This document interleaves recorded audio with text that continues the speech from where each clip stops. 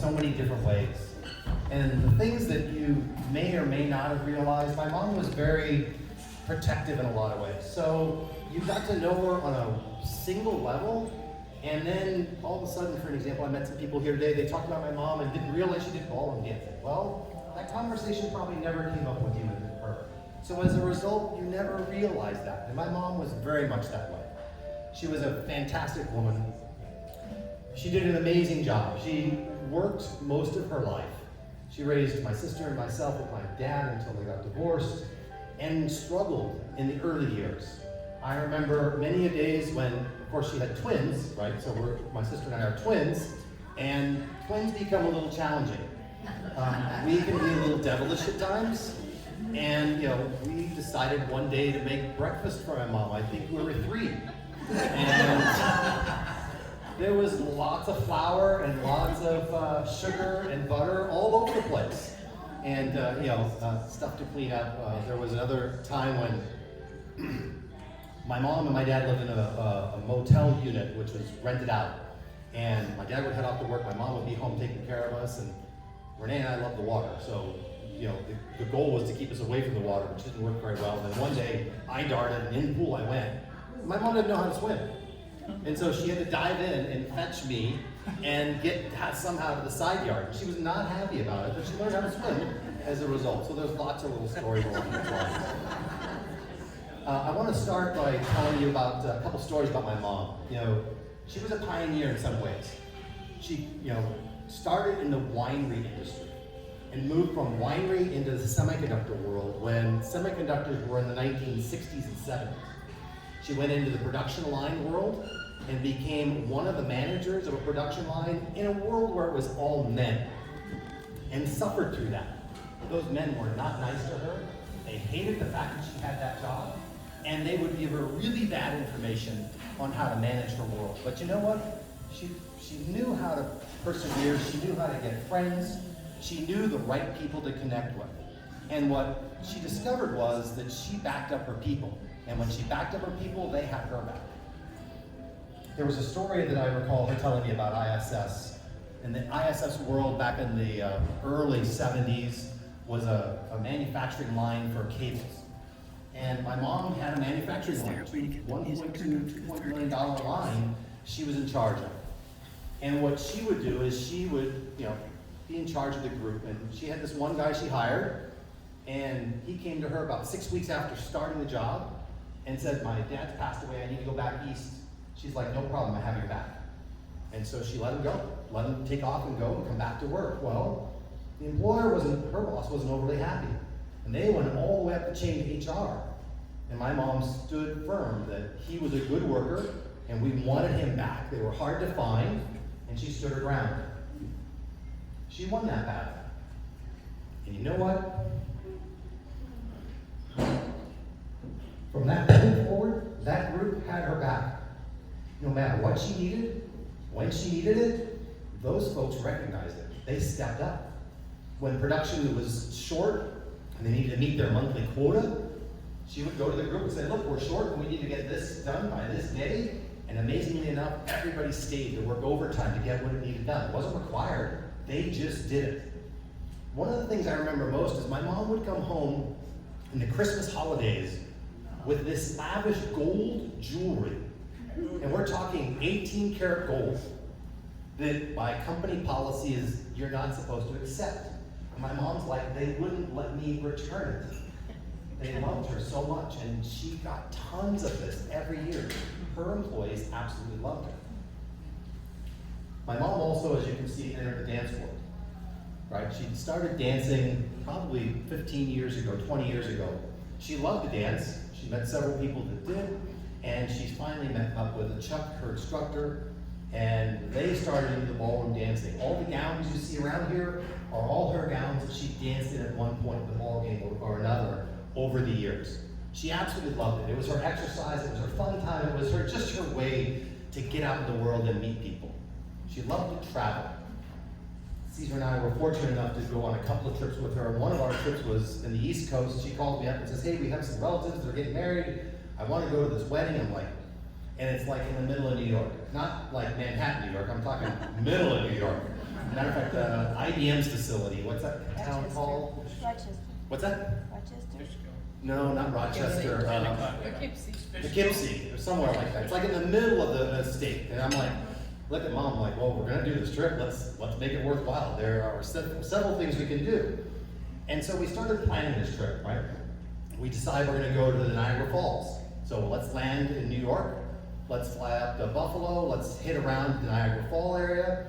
And then, with the internet at that time in the ballgame, she started getting some pings from some people that she may have known, right? This gal reached out and said, hey, are you the Rosemary Rossell that was in Germany during the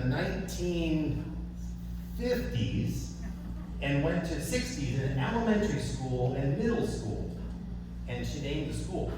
My mom's like, oh my God, yes, her father was overseas and they were in Germany. There was no American school there. So they had to go to a Canadian school.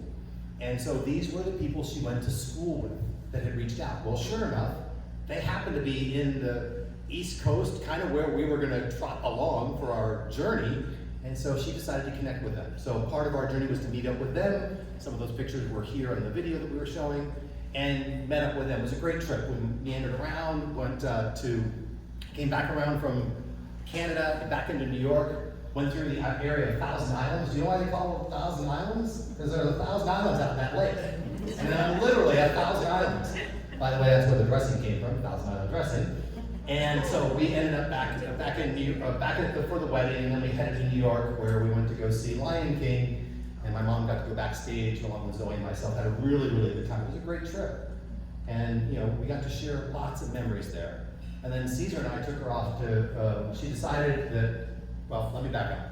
So then through Facebook again, she has this, my aunt is very good at genealogy and family trees.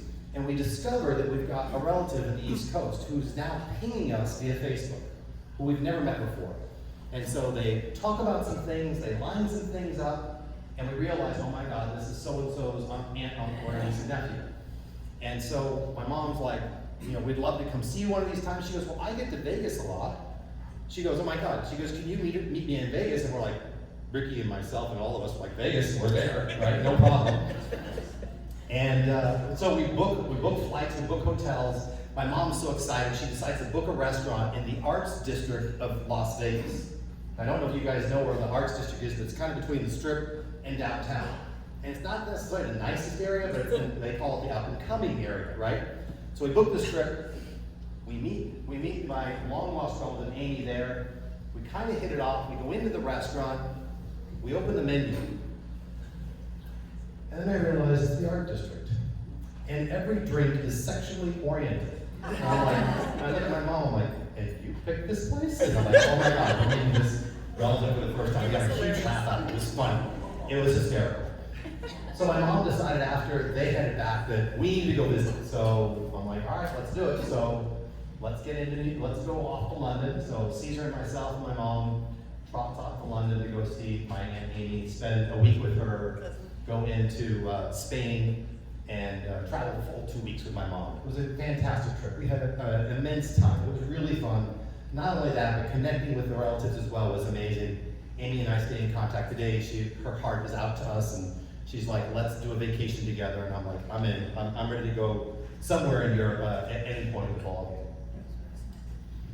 Now, having told you all about that with my mom, she was very adventuresome. She liked to travel. She liked to go out. She had some limitations. Her walking was starting to become a problem. So, the traveling became a little more of a challenge for us. But we endured. I'm like, hey, let's just make it as long as we can. We'll go out and see everything, and what we can't see, we'll head back in and we'll just do it. So we really made it work from that perspective. What I'd like to do next is my mom had talked about in her wishes. Her dance instructor, Chuck, who is not here with us today, he's unfortunately down with COVID. My mom had requested him to play a piece, which I have here in an audio version, so I'd like to play that piece for him, and then I'll hand this off to my sister.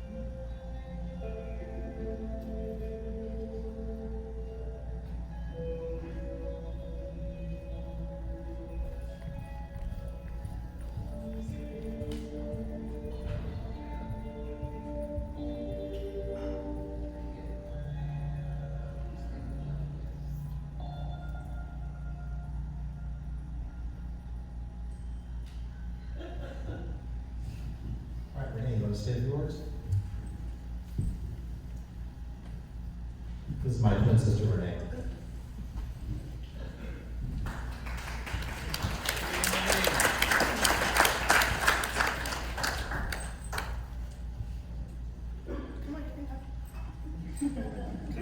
All the way, come here. You're gonna come. Camera shining. Thank you all for coming. I'm not as good of a speaker as Tony.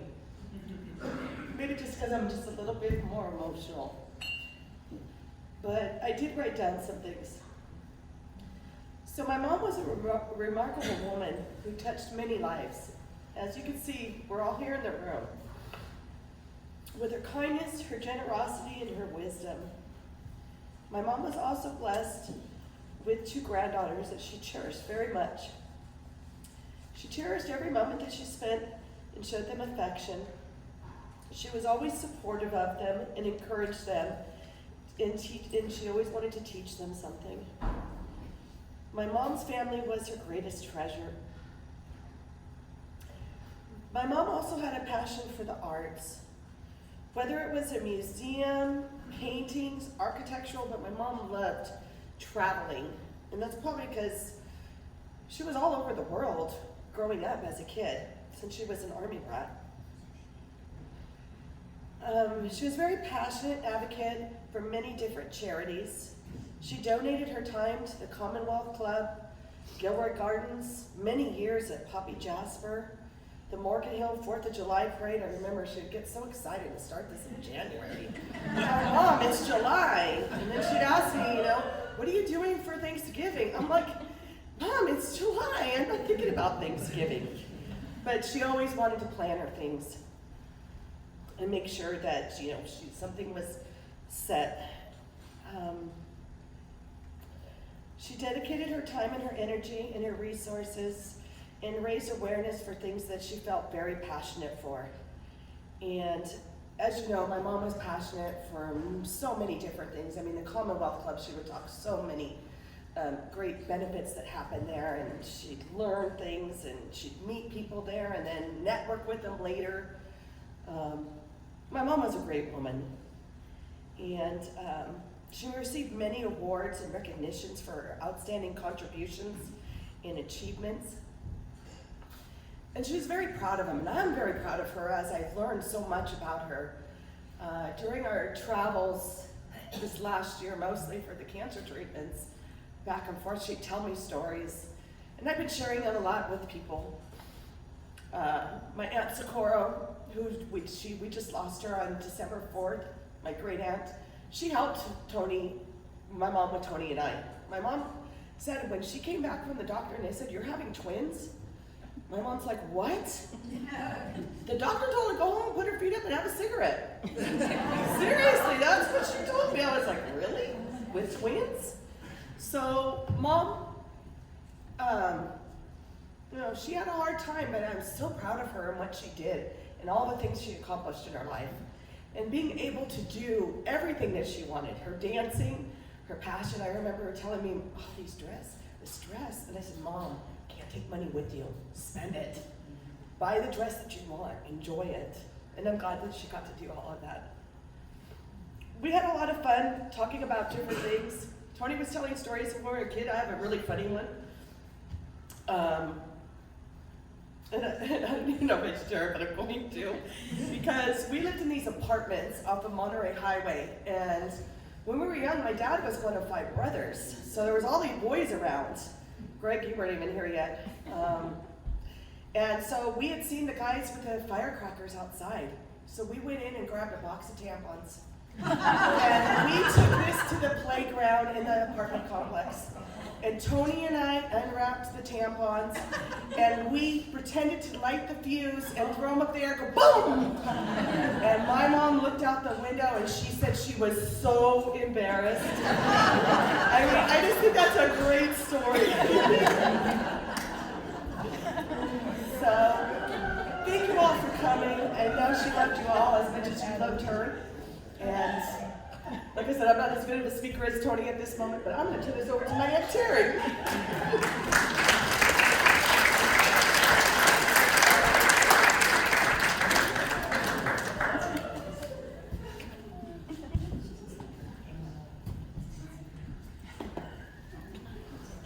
Hi everyone, my name is Terry. Well, Teresa's on the list, but I'm Terry.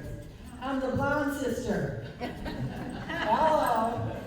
The only blonde sister. Right, it's okay, I'm the middle sister. Unfortunately, our older brother could not make it today. He was supposed to also speak. Unfortunately, he lives in Arizona and his wife was having some medical issues, so he could not come today. I'm going to make a correction on what my nephew said. Tony, you said 3 years old with that episode, with all the flour and sugar. You were 4.5. Because I was there. I remember that. You forget the spaghetti all over the place? There's lots of those stories. Lots of those stories, right? Yeah. I know, it was a total mess. The whole kitchen, it wasn't just a little bit. Everywhere. Everywhere. But anyway, yeah. Love my older sister. She was the first one to get in trouble, always. She was the first one to protect us, all of the siblings, right? Because she was the oldest. Our travels all over the world with her dad in the service. We were in, I know my brother wanted to say something about this. We were living in Germany at the time, Lüdenscheid, small little town. Small base, army base, that had Belgians, Canadians, and Americans. So we did not have an American school that we could go to. So we ended up on a bus going to the Canadian school in Hamer. So we were on the bus, hour and a half, to school and back. We went in the dark, came home in the dark. Not fun. Anyway, so we lived in a small 4-story apartment. And for the Christmas, the first year we were there around 1959, 1960 for the Christmas. And the front window panes of our apartment, so we were on the 3rd floor. And my sister, because she was artistic always, she always had this artistic flair, she started painting, the Christmas trees and all kinds of stuff, or Santa Claus and stuff. Well, we saw these German kids, and they were all looking up. They had never seen anybody painting windows. They were all flabbergasted that she had done all this Christmas stuff on the windows, and they all loved it.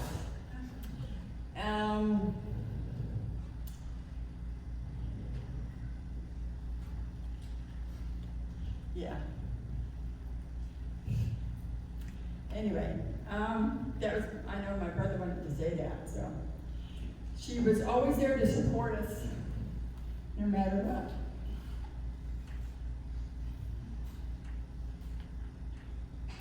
No matter what. And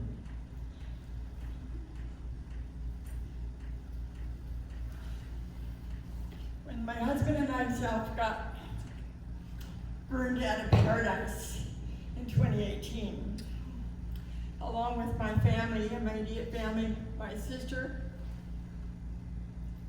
and my family were the first ones there for us when we got burned out of paradise.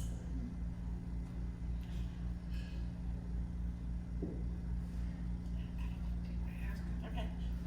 Yeah. So, thank you.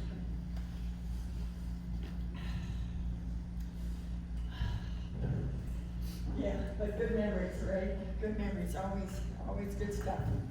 Very strong. Loving, would take a bullet for you.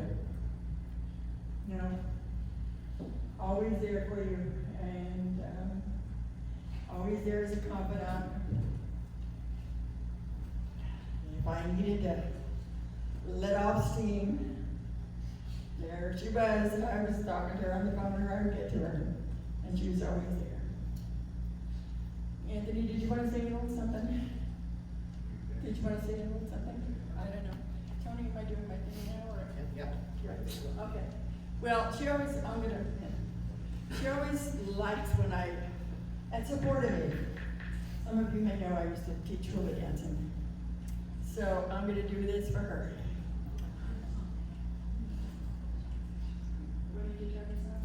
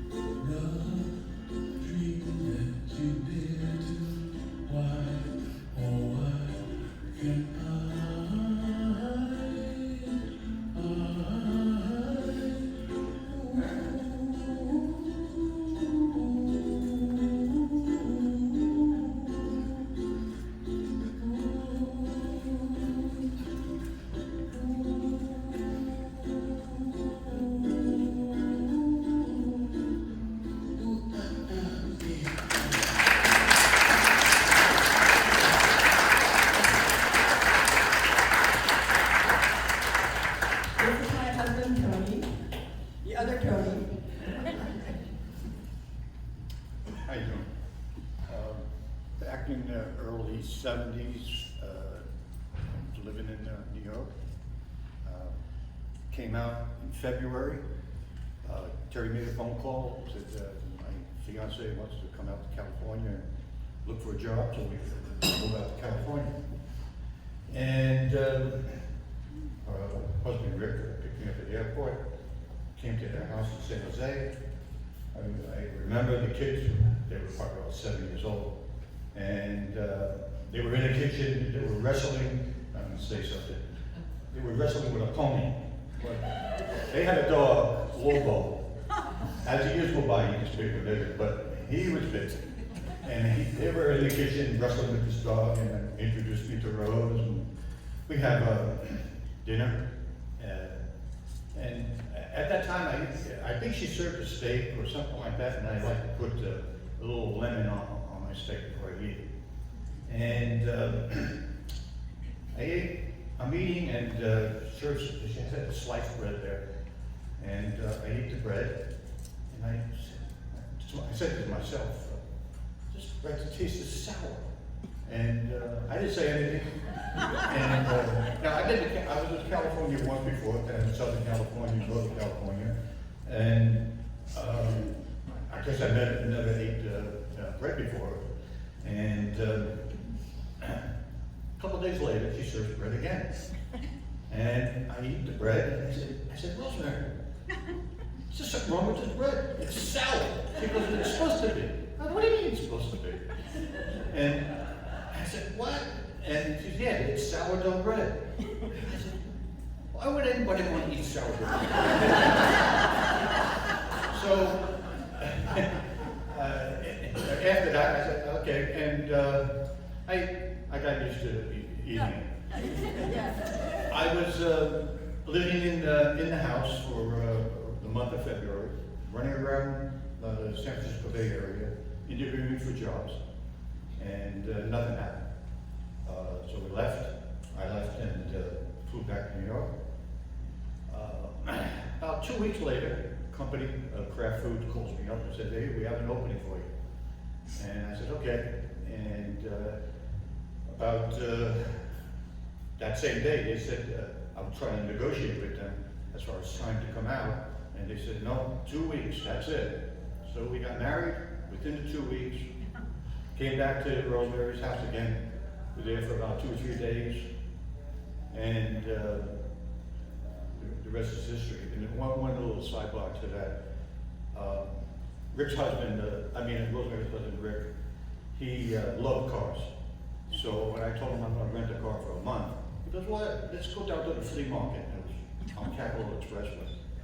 And we walked around, and the last thing I needed and wanted to do was look at cars or buy a car. I always had a company car, back east. I wasn't interested in cars. And we saw this is 1972, we saw this 1964 Coupe de Ville Cadillac. And I'm looking at it, the fins and everything, it's big and everything. I said, what? And the guy wanted to sell it. At that time, I think it was $425. And I said, well, what's wrong with it? And we drove it around. It was in mint condition. The only thing that was wrong was the seats had cracks in it, a little, but otherwise, it was good to go. So I drove that car for the month of February. And when I left at the end of the month, I told Rosemary, sell the car, whatever you get for it, keep 50%, send me the rest of the money. $425, big deal. And well, at that time, obviously, it was more. And a couple days later, 2 weeks later, we called her up and said, hey, don't sell the car, we're coming out, we're getting married, we'll be out there. And we were out there a couple more days, and then off I went, we found an apartment, and up in the Hayward, Union City area. I started my job with Kraft, and Terry went on an interview a couple days after we moved in there, and she drove the car for 1 day, and she was on Mission Boulevard in Hayward. If anybody's familiar with that area, very busy, at a major intersection, and the car starts to smoke. Goes on fire. By the time the fire department comes, it's like a marshmallow. We called Rosemary up, the guy Rick on the phone. He cried because he loved that car. During that month, and I always appreciated that.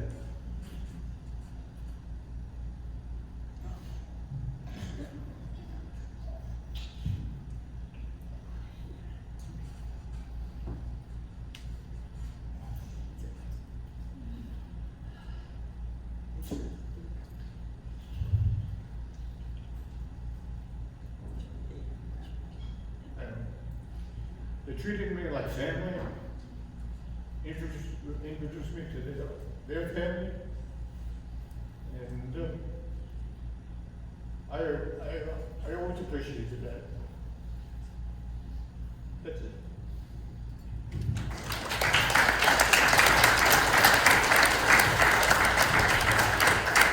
Thank you. Joe, it's your turn.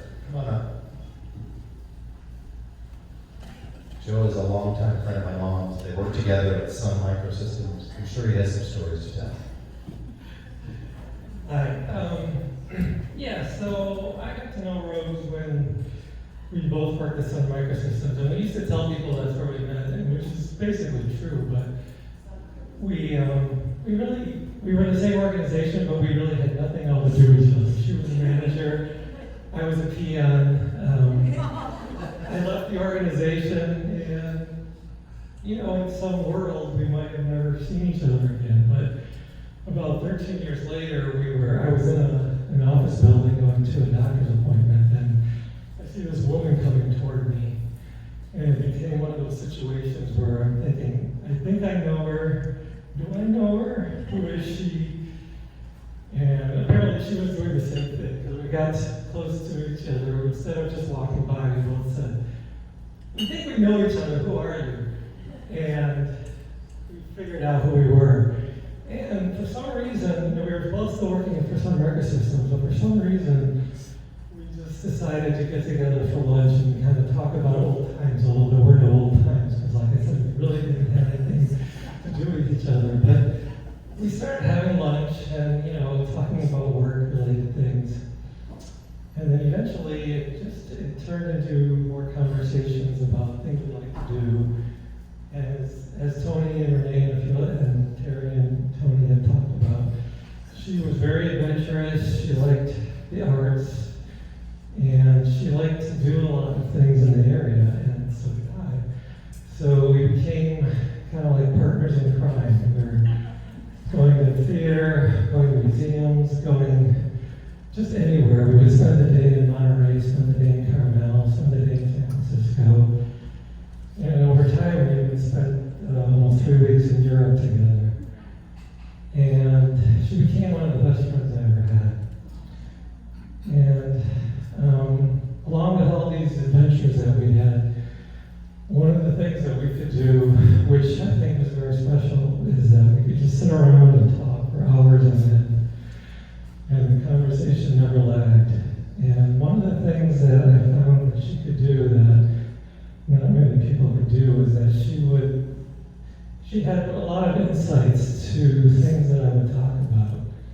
She would see things differently than I saw them. She would see things that I was doing that I might want to change. And sometimes you don't want to hear that kind of stuff, but she was never mean about it. She was always saying it in such a way that you could hear it. And I really appreciated that about her. And in fact, there were a lot of times where you would get together with her, and I'd go home, and a couple days later, I'd get a call or a text or an email. It's like, I was thinking about our conversation, and I think you should do this, or I think you should look at this differently. She just never stopped thinking about what we were talking about and trying to kind of make me a better person. And I really, really appreciate that about her. In fact, one of the last conversations we had about a week before she passed away, she called me because of a conversation we had had. And I remember saying, you don't feel well, you shouldn't be thinking about me. But that was the kind of person she was. And anyway, I miss her terribly. She was a good friend of mine, and I'll never forget her.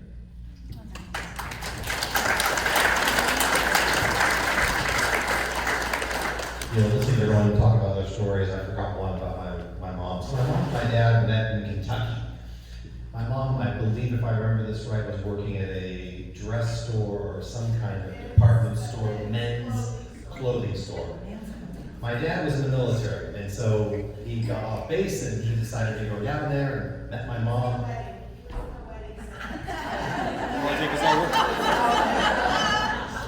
Apparently it was a wedding and needed a suit, so that's why they got together. They met there. And it was, one of those things, they fell in love apparently, and my dad was the 101st Airborne, and so they decided to get married.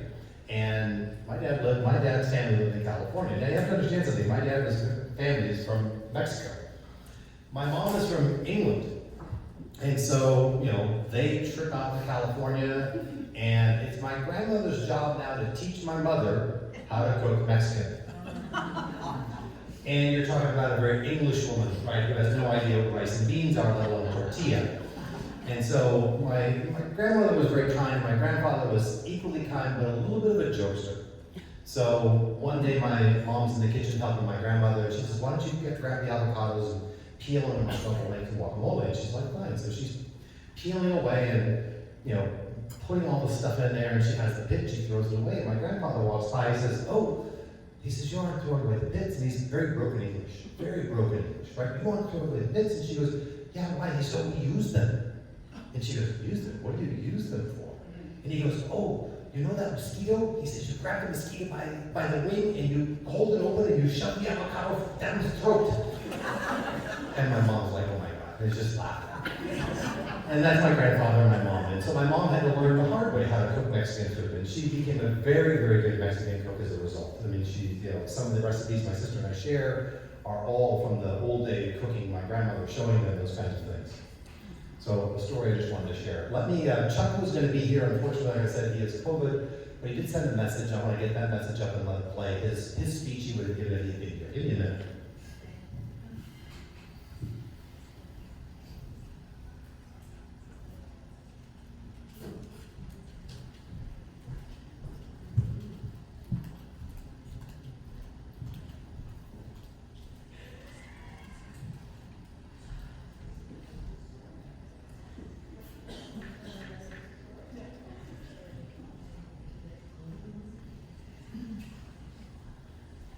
Hello everyone, it's Chuck. First of all, I'd like to apologize for my absence. I had every intention of being there today, but unfortunately I've contracted COVID, and so I'm saving this voice message. I first met Rosemary roughly 14 years ago.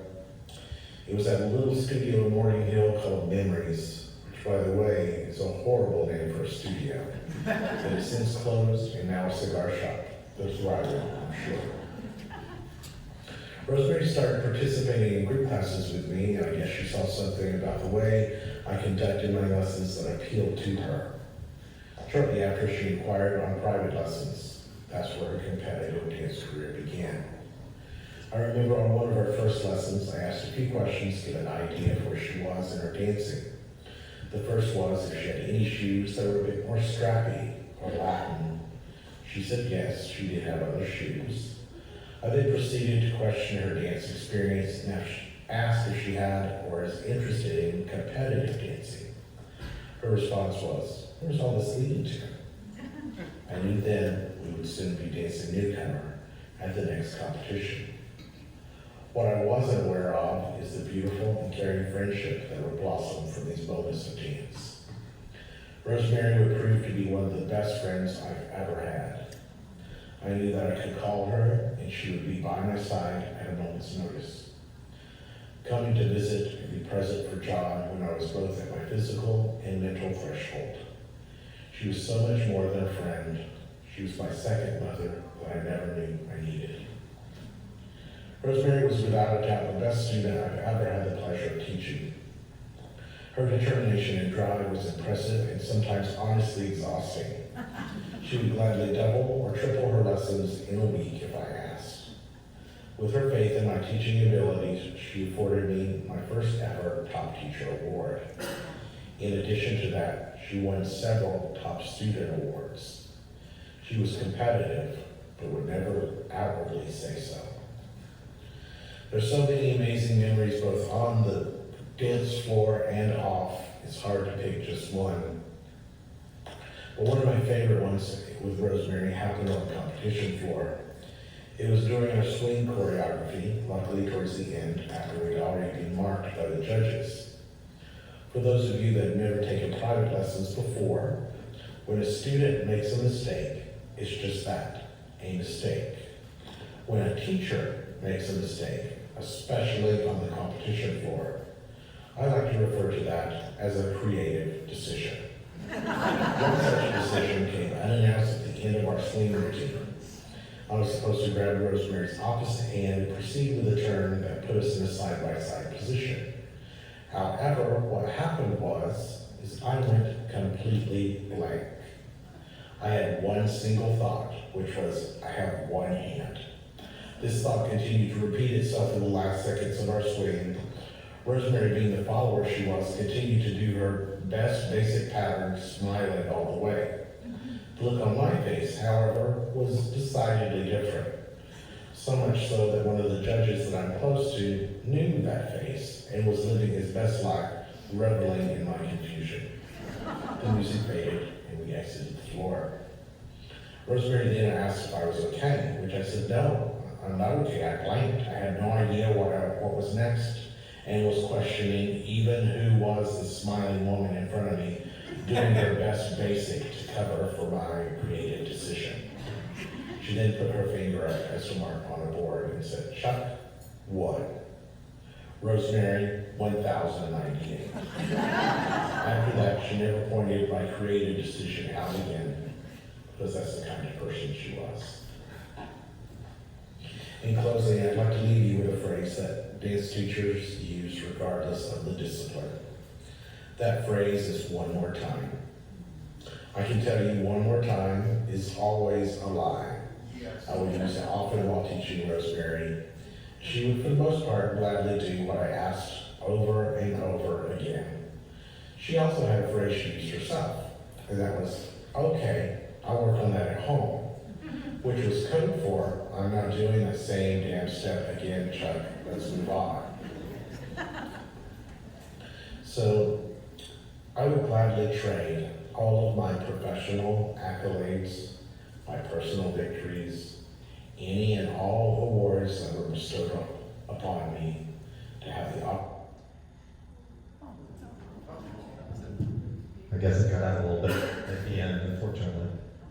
I'm going to open it up the mic to anybody else that would like to share any stories of my mom, of their experiences, because as you can see, there are lots of different experiences from different point of views. Who would come on up and I'll hand it off? This is my Aunt Sharon.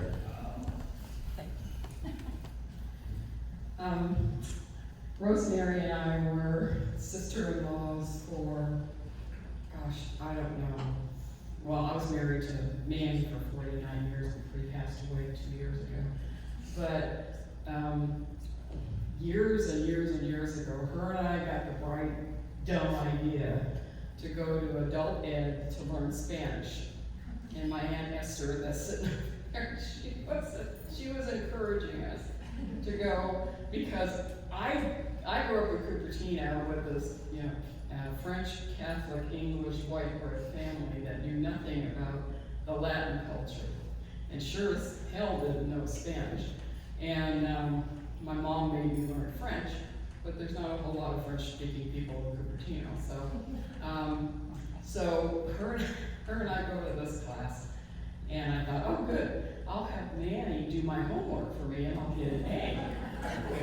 Well, little did we know that the teacher was from the Castilian part of Spain, which spoke a totally different dialect.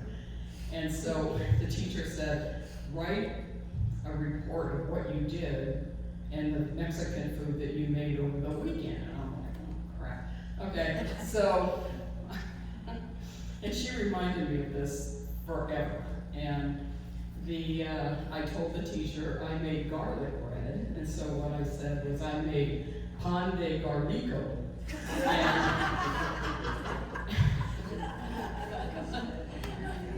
And everybody knows that's not correct. And the teacher was like, who wrote this? Because I purposely left my name off of it. And by a process of elimination, she figured out it was me. And she took that paper and hung it up on the board and wrote no across it and left it there the entire semester. And I told Rosemary, I can't go back into that room again. And I used to call her my guide, because she guided me through the first part of my married life with Manny. coming into this family that was, number one, very macho, very Latin-based, loved their mother beyond belief. She was a lovely, lovely, lovely woman, just loved her to pieces. And bringing in this culture that we didn't know about. And so what I did, speaking of Mexican cooking, I learned all of the recipes when I taught my girlfriends how to cook all this stuff, because they loved it too, and I didn't have to cook. So they would just make it, and I'd go over there and eat it. And that was, to me, that was more fun than anything, but they all embraced this Mexican culture that was Rosemary being the spearhead of it. And she helped me and guided me through to how to deal with this this new persona that I was not used to, but it allowed us to, have a successful, happy marriage for 49 years. Our son Greg was asked Rosemary and Rick to be godparents to Greg, even though Rosemary wasn't religious, but I loved her character and her strength and her boldness, and I wanted to emulate her because she was a fascinating person to me, and we had remembered the days we would be cooking together and actually dancing together in the kitchen. So her dance days started way, way, way back then. So it was truly a blessing, Renee, to be with her when she passed and transitioned. And we all held hands and prayed and thanked God for having all of us be able to experience who Rosemary was. And I thank God every day for her. Miss her dearly. And I know she's up there dancing. That one picture of her cheek to cheek with my late husband is one of my most favorite. And I'm so glad I found it and was able to give it to the kids to put in this video for everybody to see. So thank you, Rosemary. Keep dancing.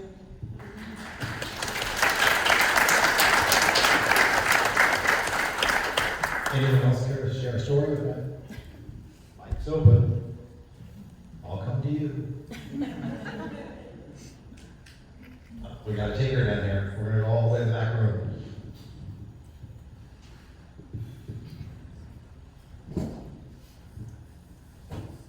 Test, okay. Hey everybody, I'm Nicole, and I really don't know any of you because okay, I'm coming up here. As you wish. Hi everybody, I'm Nicole, and I don't know very many of you very well. I only know a few of you, but I did want to just say a few words about Rosemary because she was one of the most amazing people I've ever met in my 43 years of living. She championed me, my husband Ryan and I, when we moved into the countryside villas. We met her and her wonderful sister Gail, and we would come over for tea on Sundays, and she gave me great strength, and I can't say enough positive things about her. I only got to know her closely for about a year on the PAID committee, and now I'm on the board with Dan, and I have her notebooks. And I just want to let you know that for someone who only knew her for a year, she made such a tremendous impact in my life, and I hope to be just like her one day. Thank you. Anybody else care to share a story? Well, if not, then I want to thank everybody for coming. Thank you so much. Greatly appreciate it. You all have a great day and safe journey home.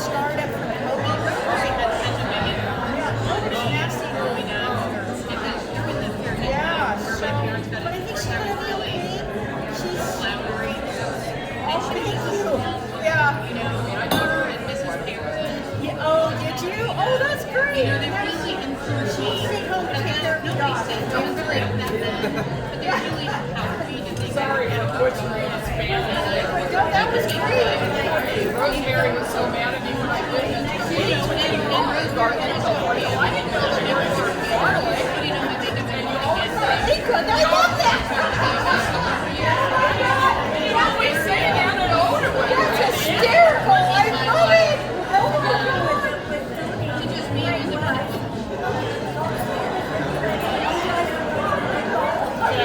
And the only time I would say what they said to me, and then he started trying to teach me Spanish, and I said,